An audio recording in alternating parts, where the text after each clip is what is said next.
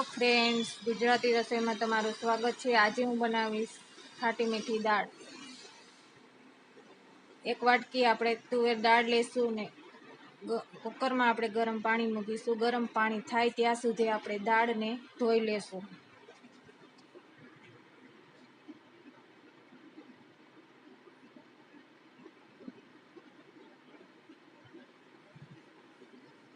આ રીતે આપણે 3 પાણીથી દાળને ધોઈ લેશું।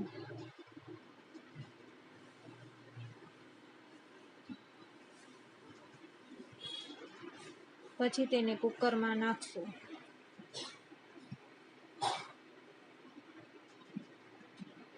પછી તેમાં નિમક નાખીશું, અડધી ચમચી હળદર નાખીશું,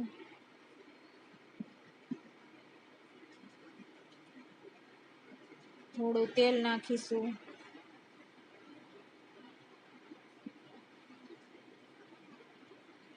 અને તેને બાફી લેશું। 3 સીટી વાગે ત્યાં સુધી આપણે દાળનો મસાલો કરી લેશું। એક મોટું સુધારેલું ટમેટું લેશું, તેમાં આપણે મીઠા લીમડાના પાન નાખીશું, 2 તીખી મરચી નાખીશું,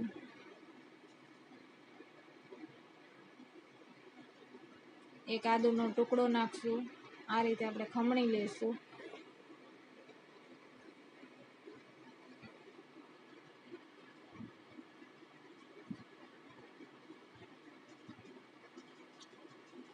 પછી તેમાં નિમક નાખીશું। નિમક આપણે ટમેટાના ભાગનું જ નાખવાનું છે।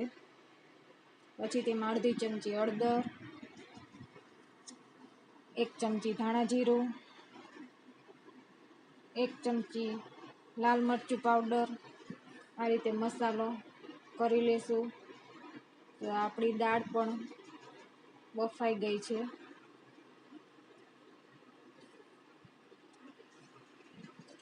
દાળને આ રીતે આપણે બાફી લઈશું। દાળમાં આપણે બ્લેન્ડર મારીશું। થોડું પાણી નાખીને આપણે આ રીતે બ્લેન્ડર ફેરવી લેશું।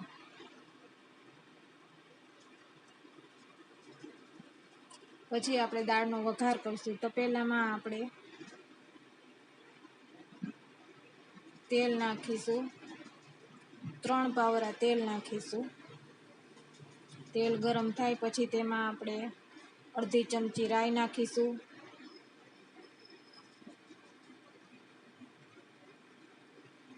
રાઈ તતડે પછી તેમાં અડધી ચમચી જીરું નાખીશું,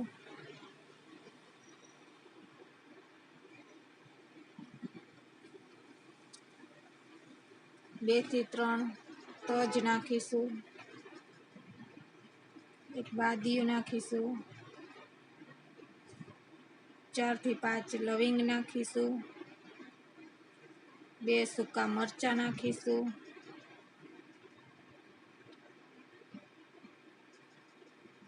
હિંગ નાખીશું,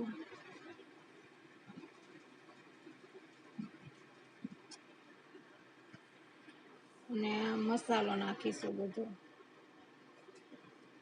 મસાલો નાખીને આ રીતે આપણે હલાવી લેશું। ટમેટાને ચડવા દેશું।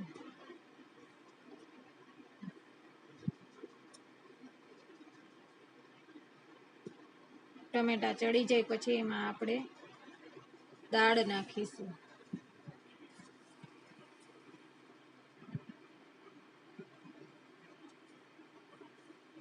દાળ નાખીને આપણે આ રીતે હલાવી લેશું।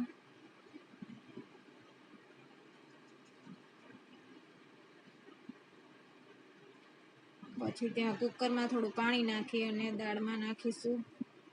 દાળને આપણે ઉકળવા દઈશું। એમાં આપણે પછી ખાંડ નાખીશું, 2 ચમચી ખાંડ નાખીશું। દાળને આપણે ધીમા તાપે ઉકાળી લઈશું।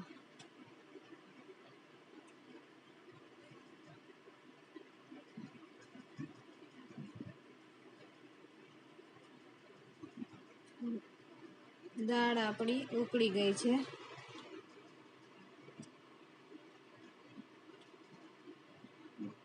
ગેસ બંધ કરીશું.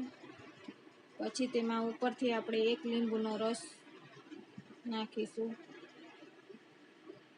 લીંબુનો રસ આપણે ઉપરથી નાખીશું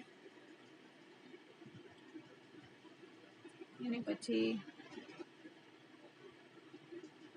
હલાવી લેશું.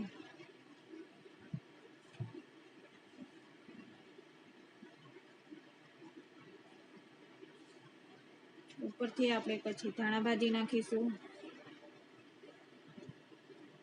તો રેડી છે ખાટી મીઠી દાળ.